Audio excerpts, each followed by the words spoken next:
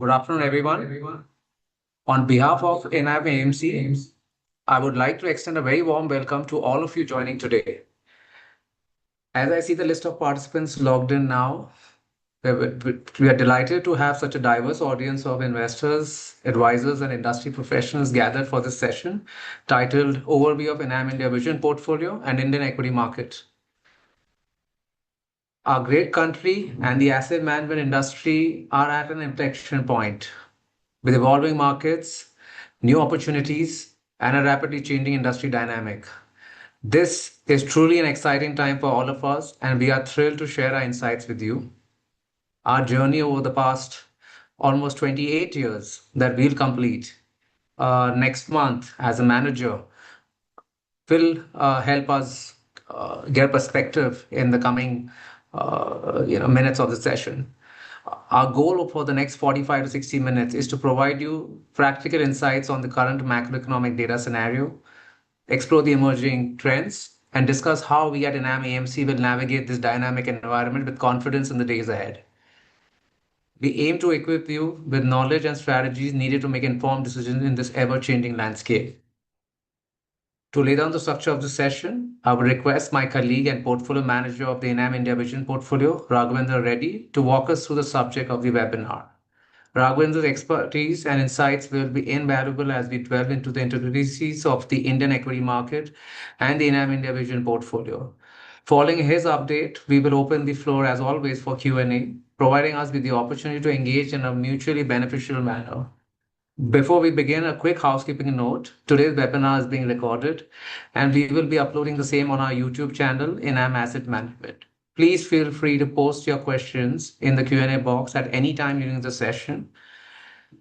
And over the next 15 to 20 minutes, Raghavendra will give an update in terms of how are we looking at Enam on the current macro specifics as well as on the portfolio related information that we have created a very curated and a very specific presentation for all of us to go through. And now, without further ado, I'm pleased to invite Raghavendra to kick off today's session. Thank you all for being here, and we look forward to an engaging and insightful discussion. Over to you, Raghavendra. Thanks, Mohinder. A very good evening to all the participants, and thanks for giving us an opportunity to address you. As we begin the session, we will cover, as per regular practice, we will cover few data points and important trends on macroeconomy. Then we will move over to the portfolio earning performance and then start the Q&A session as we go along. I'll just share our slides, which we have put up for this webinar.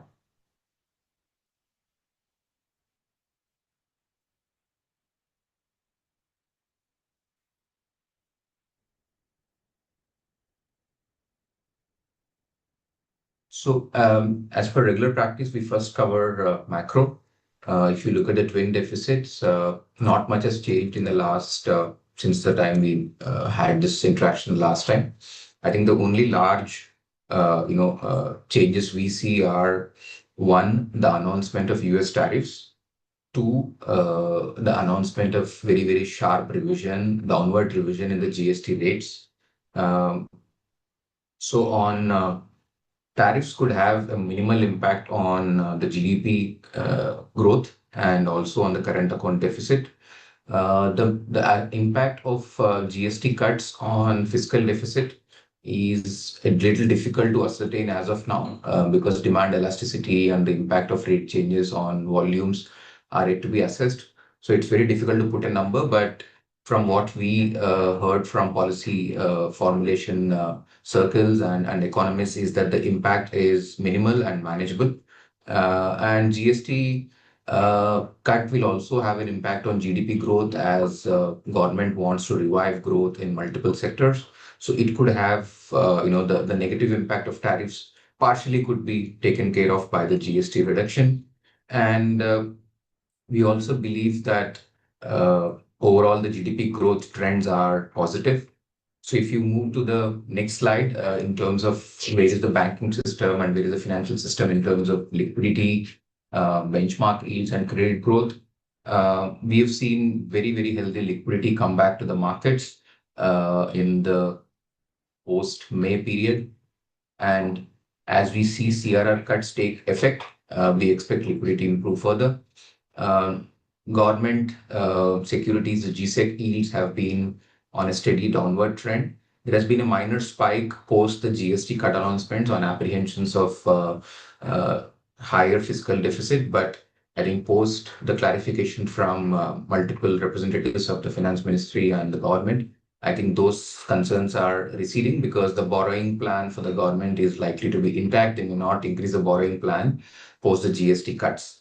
Credit growth is yet to recover. Even RBI is awaiting transmission of repo rate cuts into the actual lending rates offered by the banking system, and also some improvement in the credit and the deposit growth. Deposit growth, as per the latest data, is slightly running ahead of credit growth, but credit growth needs to pick up for economy to come back to a higher growth trajectory, apart from the benefit of GST cuts and income tax cuts. If you look at bounce rates, which indicate any impending issues on the banking system asset quality, the bounce rates continue to remain fairly favorable. I think overall, if we want to sum up what the government has done since the union budget, I think between the finance ministry and the RBI and the government, I think there has been a well synchronized set of policy measures using fiscal policy, monetary policy, and other policy tweaks to an attempt to actually serious attempt to revive growth. So in the union budget, we've seen a huge relief on the direct taxation by changing the slabs on income tax. The RBI monetary policy through multiple repo rate cuts, totaling 100 basis points, and return of liquidity into the banking system. The last is the GST rate simplification, which is, to my mind, one of the biggest reforms which we have seen in the last few years. Post demonetization and post GST implementation, this could be one of the largest, policy level reforms announced by the government. In fact, if we read across the entire feedback coming on these three policy steps, I think the expectation is that there could be one more round of reforms. We don't know what specifically the government will address, but there needs to be one more round of reforms to address the recovery in private sector capex and other parts of the economy. We believe that domestic demand revival post the GST cuts likely to minimize the impact of US tariffs on the GDP growth. Central capex, which was a very, very low number last year, especially in the beginning of the financial year, year on year is up 33%, and the government has almost spent 31% of the capex budgeted for the current financial year. If you look at inflation and overall interest rates, inflation is at a 6-year low. RBI's target is for the current financial year is 3.1% for CPI. I think we are comfortably in a situation where we can probably accomplish that number. We've seen 100 basis points of rate cut in calendar year 25. The scope for further rate reduction seems limited. The action by global central banks, data on domestic GDP growth, data on domestic credit growth, inflation, and any significant increase in external uncertainty are some of the scenarios where there could be some action on further rate reduction. But the room seems, as of now, very limited for further rate cuts going forward. We've seen probably the largest reduction is behind. Any further rate action could be rather limited. If you look at forex reserves, we are back to 690 plus, which is almost 11 months of import cover. This year, because of in the financial year 26, because of higher tariffs and slowdown in developed markets, we could see current account deficits probably higher than the last year's 0.6%. Post the announcement of US tariffs, I think we've seen 4 to 5% weakness in rupee versus USD. That's primarily because of apprehensions of and uncertainty on tariffs and the trade-linked flows. FDI inflows, even in this financial year, remain very, very low. Primarily, it's because though we have received net inflows, I think the external outbound FDI is very, very high, even this financial year till date. So we continue to see a very low FDI number. For our economy to move to a higher GDP growth trajectory, we require at least 1% of GDP as net FDI inflows. That's a number which, which is what the economy needs to accomplish.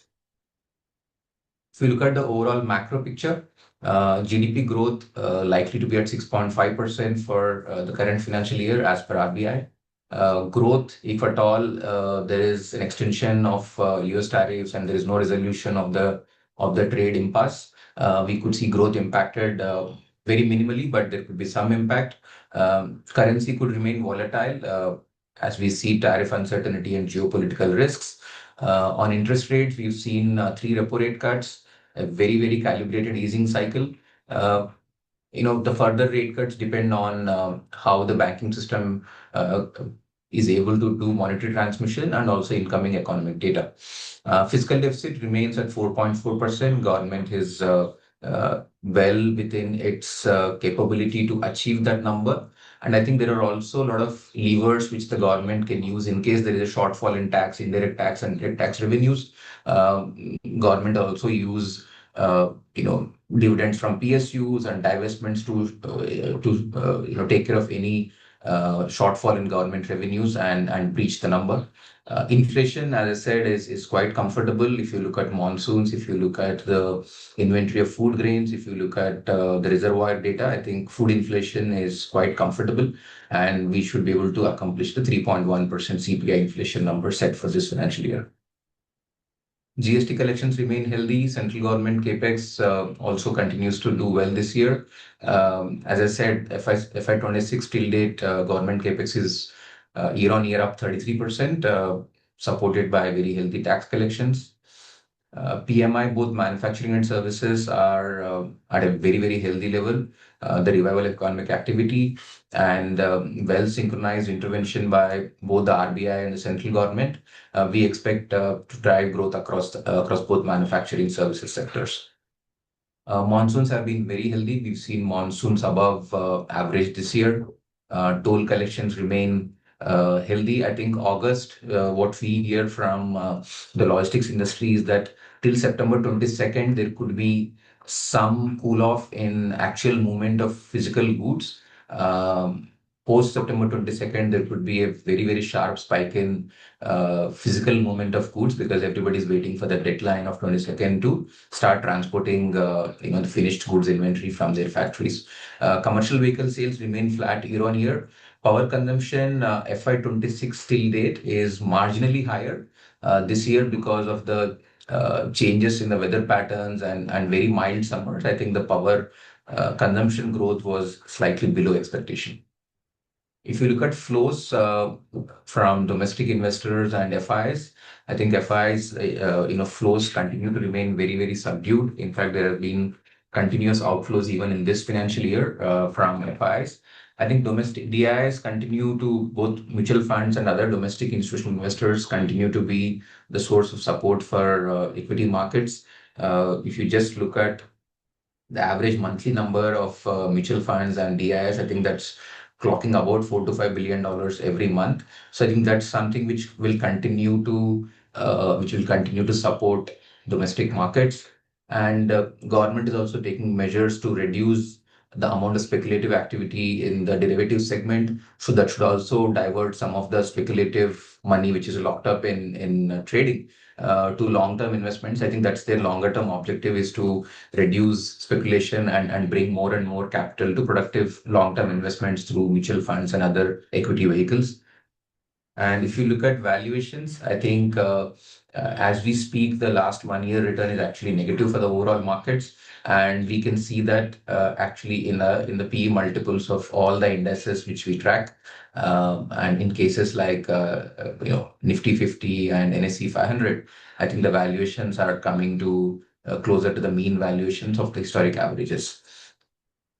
And if you look at where we are positioned thematically currently, the secular and consumption, which is more domestic oriented, plus some part of the global portfolio, which is essentially, other than Divi's, all the three pharmaceutical companies have anywhere between 30 to 40% revenue contribution from the domestic market. So all these pockets contribute to, the domestic growth, the earnings growth from the domestic economy, and the earnings growth from domestic consumption. I think the key changes we've done in the portfolio, we will run it past in the next few slides. But if you look at overall, I think we are, from where we were in the last quarter presentation, we have increased the number of companies in the portfolio.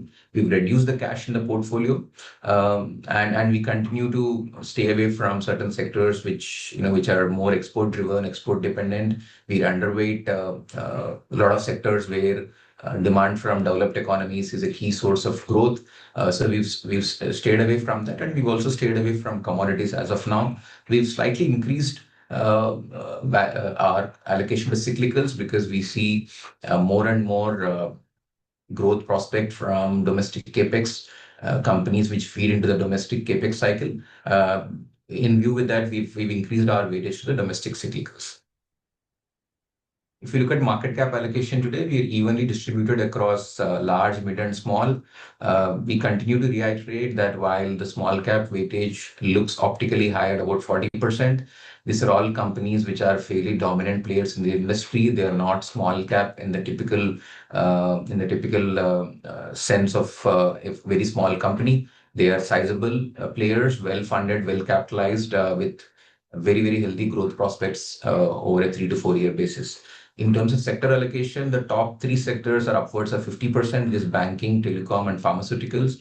And apart from these three top sectors, we have well spread out allocation across all the other sectors like FMCG, engineering and capital goods, logistics, hospitals, home improvement, automobiles, and agrochemicals. So it's a very, very well spread out portfolio.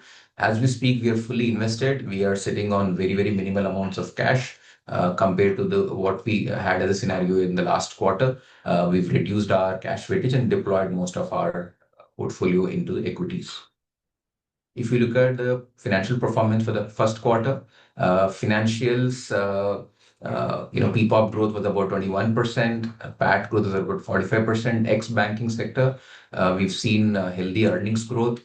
At an overall portfolio level, we've clocked about 29% earnings growth. Growth mainly contributed by companies like Bharti, Divi's, Lupin, Global Health, which is a healthcare services company, ICICI Bank, and Sumitomo Chemicals. These are some of the companies which have contributed to the earnings growth of the portfolio. We've also seen across, healthcare as a sector, pharmaceuticals and telecom, fairly strong EBITDA growth. We believe that lower interest rates, which will fund credit-driven consumption, the income tax relief which was announced in the union budget, and a very, very significant revision in GST rates to support volume growth across a plethora of consumer-driven sectors and reduces the burden of indirect taxation on consumers. And we expect significant volume growth pickup in these sectors to drive earnings growth in the medium to long term. In turn, we also believe that some uptick in consumption could also lead to higher corporate capex because government is likely to nudge corporates to say that we've given you everything you asked for. We've cut corporate tax rate in 2019 and we've now cut GST. So there's nothing, and we've announced reforms like PLI. So there is very little we can do further to drive corporates to start doing their capex. So I think government will probably nudge corporates to start doing more and more capex. We expect from a consensus point of view over FY26 and 27, earnings growth to be upwards of 20%, which is one of the key drivers for long-term portfolio returns. And we continue to review the portfolio on a regular basis. There have been very, very frequent and rapid shifts in the macro, which will definitely impact outlook on certain sectors and certain companies. And based on our view and our assessment of the situation, we will take a call on individual companies and take steps to realign the portfolio. In fact, we've taken certain decisions to change our allocation to certain industries and certain themes based on the assessment that if competitive intensity, pressure on volume growth, pressure on profitability sustains in certain industries, it's prudent to exit and reallocate the capital to industries where we see fairly healthy barriers to entry and also healthy barriers to scale.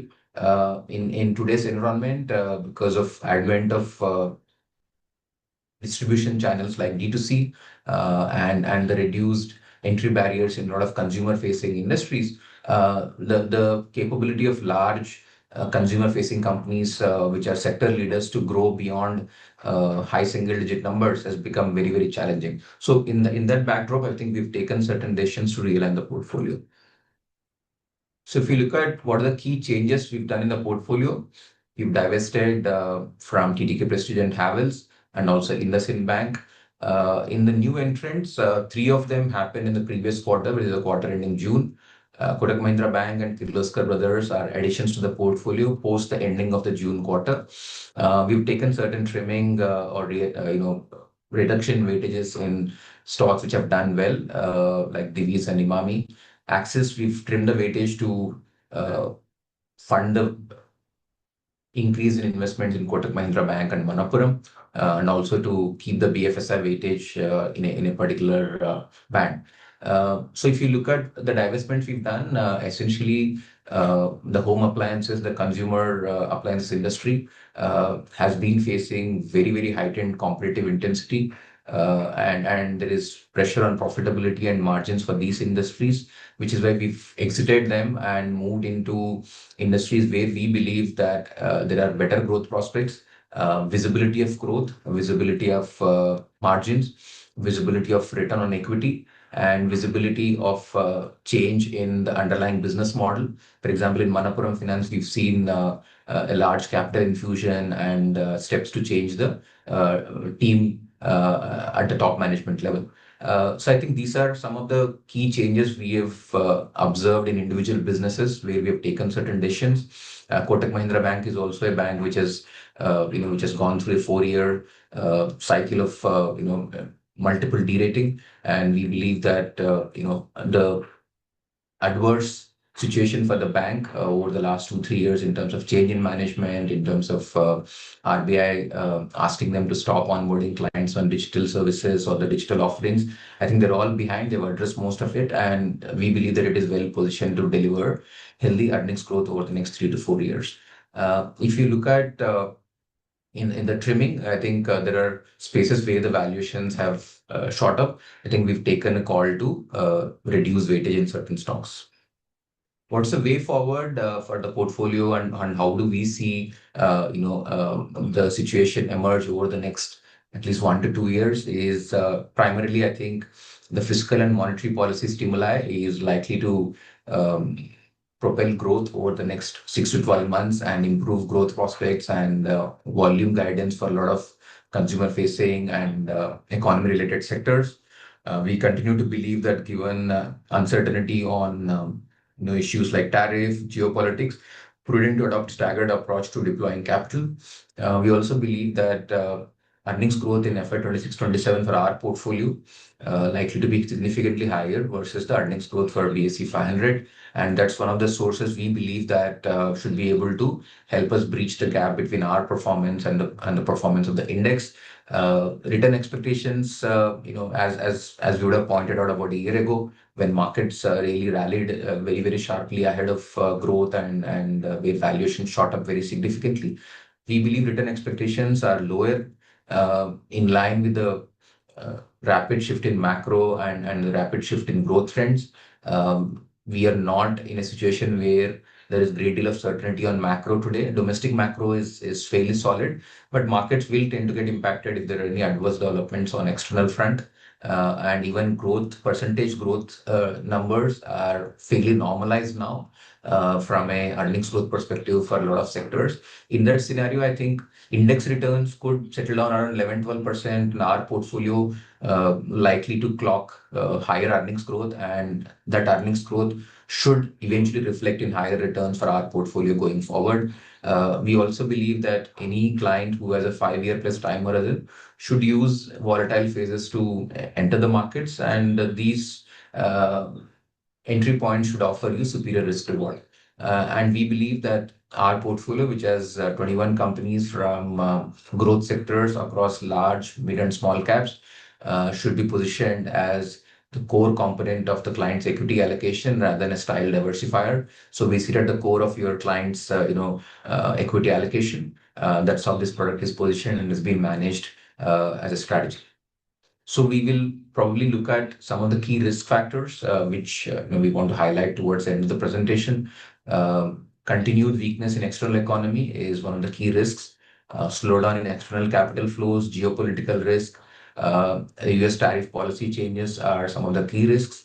I think post the GST cuts, state government deficits could be higher. I think that's something which will also have a negative impact on capex done by state government. So these are some of the key risks which we believe, which we need to keep in our, decision-making framework when we look at equity investments going forward.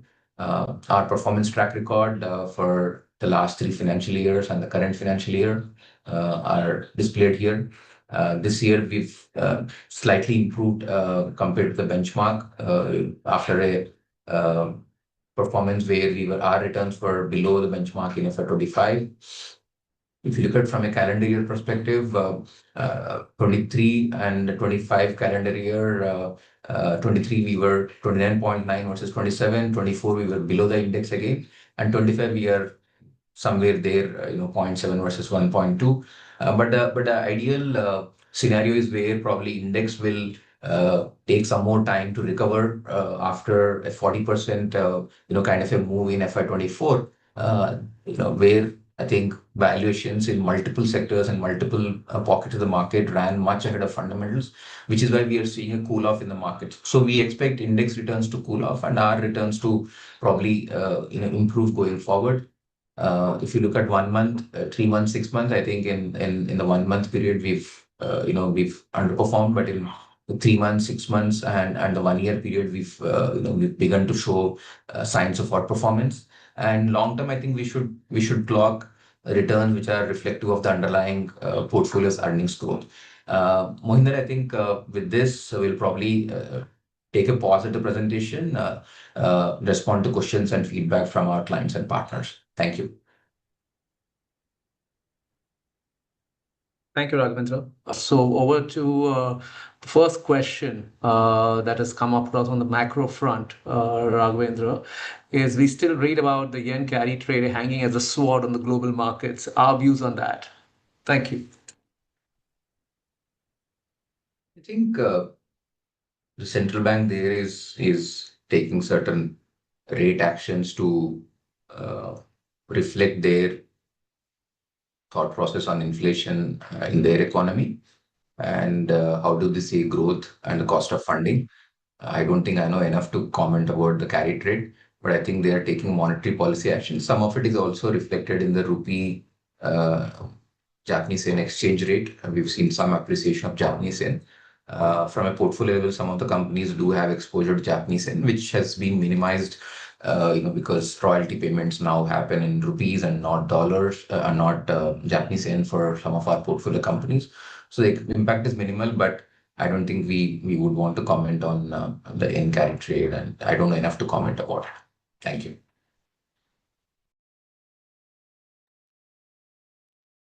Next question. The earning potential does not seem good in large cap space. So what's our view on the IT sector? Thank you. I think we have seen in multiple industries, large caps, especially in the consumer-facing, consumer durable, discretionary staples spaces, where a company hypothetically has a top line of, say, 5,000 crores and has historically delivered 12, 13, 14% growth on that size. And hypothetically, it's also the largest company in the organized segment of the industry.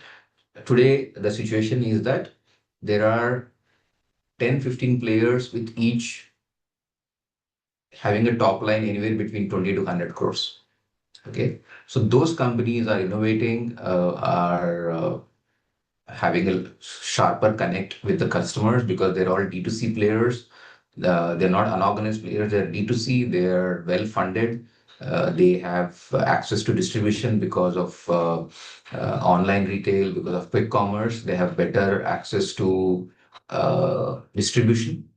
And given the price points and given their usage of social media to create brand awareness and product awareness, we are seeing in multiple consumer industries, especially the large cap companies facing challenges on growth.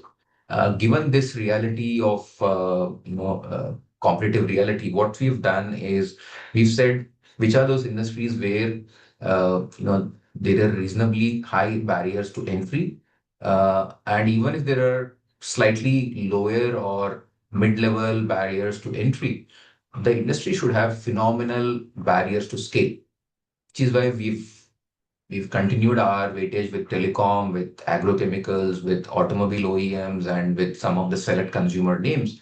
And at the same time, exited consumer names which are facing very, very high competitive intensity and where discounting, volume growth, they're all challenged even after the GST cuts announced. So that's our view on some of the large cap names or some of the large cap spaces which are facing challenges on growth. Uh, and in terms of IT sector, I think our view has been cautious. Uh, we are seeing multiple headwinds for growth, primarily because of slowdown in the key markets, which is what we highlighted in our risk factors, that weakness in the external economy, where IT sector gets majority of its revenues from. And also given the tariff uncertainty, I think the US economy is likely to see some impact because domestic inflation is likely to go up there because of the burden of tariffs. So we don't know how these things will play out. As we speak, we continue to maintain our um, cautious view on the sector, and that's where we are right now. Thank you. Thank you, Rahul. There's no mention of equity supply trends in our PPT. Isn't that likely to be a significant headwind to the equity performance going ahead? I think it's a good question. We are seeing continuous increase in the number of listed companies, a lot of sectors. This is a trend which has multiple facets, or you can look at multiple perspectives of issuance of fresh equity. On one end, you as an investor are getting to participate in a lot of industries which were historically closely held companies. There could be from the government-owned space in the defense railways, or there could be some companies which are in the fintech space, or there could be some companies which are platform companies which are historically unlisted. So as public market investors, we get to participate in those opportunities. Second, I think we've also seen very, very large improvement in retail participation in equities. The SIP numbers every month on month for the last 3, 4 years are an evidence that there is increased retail participation. Even after this increase in retail participation, the money which goes into asset classes like bank fixed deposits and fixed income and real estate and gold is way, way above what we as retail investors, in channel to equities as an asset class. So I think there is very, very large scope for further improvement in penetration of equities. To answer your question, I think there have been certain issuances which the markets have given the feedback that either they're expensive or these are businesses which are subscale. So I think in every cycle of large equity issuances, uh, there will be one or two select offerings which the market will not like. But I think these are part and parcel of cycles, and we should not be unduly worried about one or two uh, IPOs or if select IPOs. I think the larger trend is that we as investors get to participate in newer and newer industries, and if there is no equity issuance and there is continuous inflow into equity funds, they will also find it challenging to deploy in the same few large cap names. So it increases the plethora of opportunities for the managers. But there is definitely some cause of concern if there is a very, very huge influx tomorrow. If there are very, very large single ticket IPOs, there could be some concern. But I think in the longer term, it's always positive for the economy. Access to capital is very, very important for growth businesses. I think there is very positive. Thank you. We mentioned that the portfolio earnings growth is likely to exceed the index earnings growth. Could you also talk about the current portfolio valuation multiple compared to the index? I think we deliberately try to stay away from giving one PE number or one price to book number for the portfolio. That's a practice which we try to discourage, because in our portfolio, for example, the banking sector is valued on price to adjusted book. Some of the large capital intensive businesses are valued on EV to EBITDA basis, and some consumer facing businesses are valued on price to earnings basis, because of the growth characteristics those companies have. And even in growth businesses, there are businesses which are capital consuming, and there are business which require very, very little incremental capital to drive that growth. So given these factors, I think we typically tend to not put out a PE number for the entire portfolio, because a bank is typically, in valuations are discussed on price to adjusted book, with a perspective on what is the ROE of the bank, and then you adjust for whether it is the inferior ROE or superior ROE, and use that to factor into the price to adjusted book. But if you were to just look at one number, I think based on the growth we have for the next 2 financial years, and if you look at the PE multiple, I think we are slightly above the earnings growth rate for our portfolio. The consensus earnings growth is around 23-24% for FY 26 and 27 CAGR basis. And our PE multiple, if you look at the PE to growth, I think we are paying a slight premium to the growth percentage number. We don't have the exact number in this presentation, but as we speak, I think the PE multiple should be slightly above 25-26 as a PE multiple for the overall portfolio.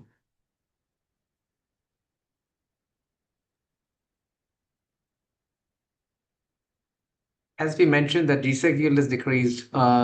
In case we have a view on the GSEC STRIPS performance in the upcoming period.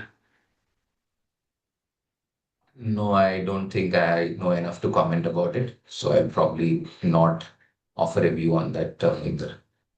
Thank you. What's our view on the manufacturing services industry, and do we see the outsourcing in this industry coming to India, like had it been to the IT services in the past?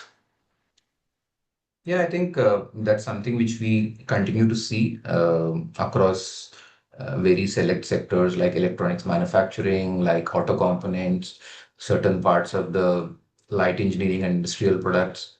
Uh, in our portfolio, we have a couple of companies which are directly on manufacturing services. Uh, in fact, there are data points to share where, how over the last 3 years and how over the next 4 years, some of the companies can actually see very, very sharp increase in exports. So Maruti's exports over the last 2, 3 years have grown much faster than the domestic volumes.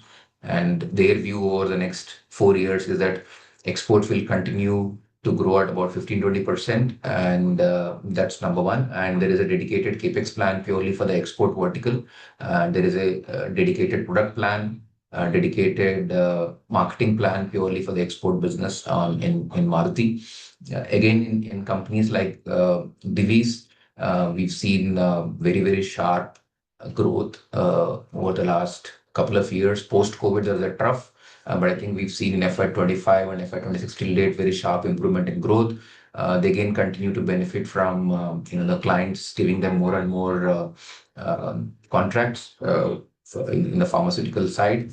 I think there are select other companies in the portfolio where we are yet to see, for instance, there is a Sumitomo where the parent wants to use the Indian subsidiary to uh, manufacture more and more agrochemical products and products in the other non-agrochemical space. So these are signs of the trend which you are pointing out, and we believe this is a long-term positive trend.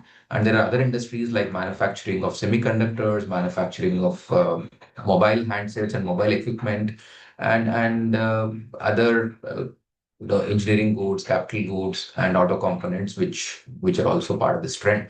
But we, in our portfolio, we are participating primarily in automobile OEMs, pharmaceuticals, agrochemicals to benefit from this trend. Mohinder, we can take the next question, please.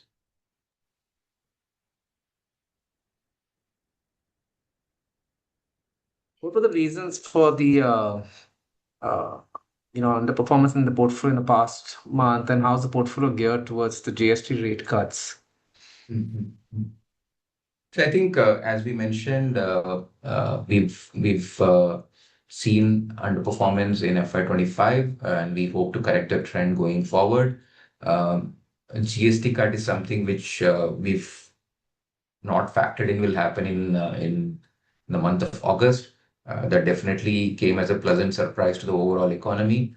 We believe that this is overall positive for every consumer-facing sector, and also sectors like financial services, where um, the banks which we own in our portfolio have subsidiaries which sell insurance, which participate in asset management. So the cut in GST is beneficial for example, ICCI has both life and general insurance, so those subsidiaries will benefit. And in FMCG, I think whether it is Varun Beverages or Imami, they will continue to benefit on automobiles. I think our allocation in Maruti will benefit, and there is a GST cut on every consumer-facing item, whether it is a ceramic tile or healthcare services. I think there has been sharp reduction in GST rates for a lot of these categories, and we think overall the portfolio should benefit. And I think this is, as we kept pointing out throughout the entire course of the presentation, this is probably one of the significant transformative reform after the corporate tax rate cut in 2019. I think this is the biggest revision which has come in, and I think this is overall positive. Thank you. Except perhaps a pharma company, the portfolio still runs stocks that IPO'd in the last 3, 4 years, right? Aren't many of these now established leaders in their respective sectors to merit inclusion? I think that's a good observation, but I would say we don't definitely avoid any IPO stocks. I think if there is a good business case and if there is a audited track record of the company's annual report for the last 5 years, which we analyze to understand the performance. We do give it a very very serious look, and there is no reason to as the question mentioned, to avoid or to stay away from any stock or sector. In fact, we did seriously consider investing in some of the post-IPO stocks, but valuations and our comfort on the risk reward didn't allow us to go ahead in certain names. But we've kept them on the radar, and whenever the valuations come down to meaningful levels, we should be able to go and participate in some of those select companies. And even as we speak, we continue to meet every large IPO going company. Either we go and meet the management, or the management comes and gives us a presentation through the bankers. And that's an ongoing process, because that also helps us understand trends in a lot of new sectors which we may not have expertise to analyze. So I think that's an ongoing process, and you should see more and more companies in our coverage of 250 companies which have gone IPO in the recent past. Thank you. The lack of traction on private capex a reflection of the uncertainty in the domestic demand outlook that corporates might have? If so, why will that change just because the government wants it to? I think it's a very delicate balance. I think corporates have responsibility to shareholders and their stakeholders, while government would want all these companies to participate in the overall growth journey of the economy of the nation, and do responsible capex to create jobs, to also benefit from the overall growth in the economy. So there's no straight answer to this question. I think government has been nudging through various policy level steps to encourage and also incentivize private sector capex through tax breaks and other forms of fiscal and non-fiscal incentives. And in fact, if we look at examples in our live portfolio, there are companies which are in the middle of roughly $1 billion capex every year. There are companies which are doing 100 to, small companies which are doing, say, 500,000 crore capex every year. So in our view, without capex, growth is not possible. to grow earnings beyond a point with zero capex is near to impractical. So I think we are very clear that our actual live portfolio companies are in the middle of one of their largest organic capex. If you look at each and every company on the non-banking side, their capex plans are very, very large. In fact, just to highlight, one of our portfolio companies called Aegis Logistics has finished their largest capex in the last 4 years. In the absence of any government incentives or any government this thing, they believe that the growth opportunities in their industries are very, very high, and they've also announced another roughly $5 billion capex for the next 5 6 years, to benefit from new energy transition, more and more ports opening up for logistics. So I think every company is in the middle of huge capex. But I think again, each and every company has to take its call, and government has created a very conducive environment to incentivize and drive private sector capex. And in our view, we're optimistic that post the GST cuts, I think a lot of consumer industries will face capacity constraints if growth is sustained, and that's when probably we will have a revival of private sector capex in a much stronger way. Mohinder, we can take the next question, please. All right, we take the last two questions across. Is the fund holding any precious commodity in the portfolio? If yes, please give a brief view on that or expect it. Yeah, thanks. We don't own directly any commodities, but some of our portfolio companies do lending, taking gold as a collateral. So that businesses definitely do very well when there is a rally in gold prices. Today, even banks do a lot of gold loans. So the entire lending businesses which participate in the gold financing theme do benefit, and we've seen initial signs of improvement in the growth prospects in one of our portfolio companies, which is Manappuram Finance, which does gold loans. And but we don't own any commodities directly in the portfolio, to answer your question. A macro question, Raghavendra, for us. When will the FIIs inflow come back to India? As without it, the market is only sustained because of DIIs inflow. But for growth, we need FIIs inflow.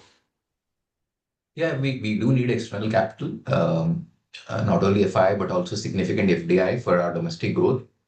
I think the last 1 year, if you go back 1 year, our valuations were at a significant premium to valuations in a lot of other comparable emerging markets, and which is why there was reluctance on the parts of FIs to participate in India. But as a organization where we manage more than half of our capital for foreign investors, we are seeing initial signs of interest coming back. I think post the GST cut and post all the interest rate cuts, CRR cuts, and relief on income tax. And I think definitely there is a signal that government is serious about reviving growth. And we are seeing initial signs of interest from our clients who are FIs who visit us, over a period of 3 4 years to do due diligence. We are seeing a decent improvement in interest levels for India. Now, when that will actually convert into actual capital commitments to Indian equity markets is very difficult to assess and take a call on. But I think we are seeing, after a hiatus of more than 1 or 2 years, we are seeing very, very serious reforms. And mostly external global investors see where is the delta in terms of which economy will see a significant improvement in earnings growth compared to what it did last year. And I think that's where the participation will come in. But yes, as you pointed out in your question, external capital is important for us to grow. We require 1% of GDP as FDI inflows and a similar number as FI inflows for us to keep the growth capital coming into the economy.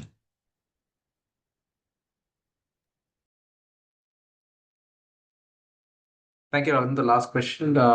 What is it that you would expect from Enam in the coming years, from the portfolio as well as from participating together for the families investing with us? Sure. I think our assessment based on past track record of earnings growth of the underlying portfolio, our positioning across the market cap curve in high quality companies across large, mid, and small cap um, gives us the belief that we should be able to clock healthy earnings growth and earnings growth of the portfolio materializing into returns for our investors. And you have our last 25 years of audited track record as a manager. And our view is also that if you look at historic index returns, I think index returns typically track nominal GDP growth, give or take a few percentage points. That number was very, very high in FY24.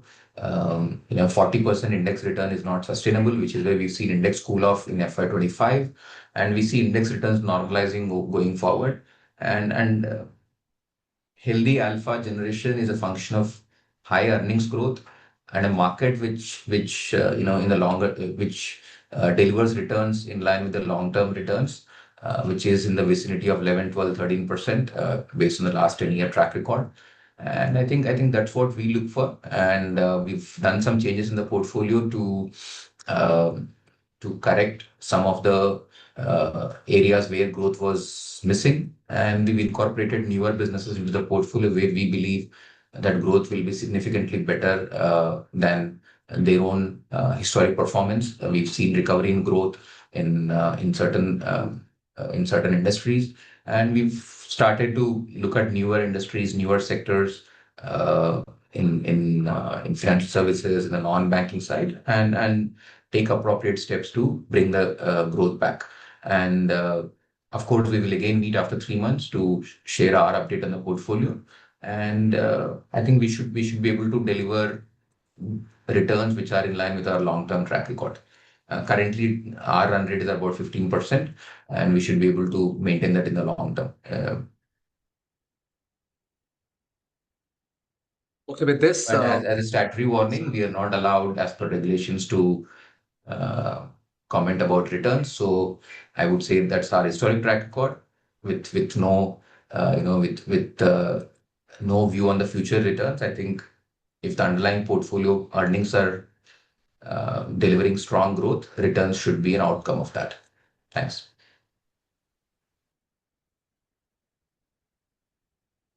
thank you, Raghavendra, for those insightful perspectives, and a big thank you to all of us in the audience for joining us today.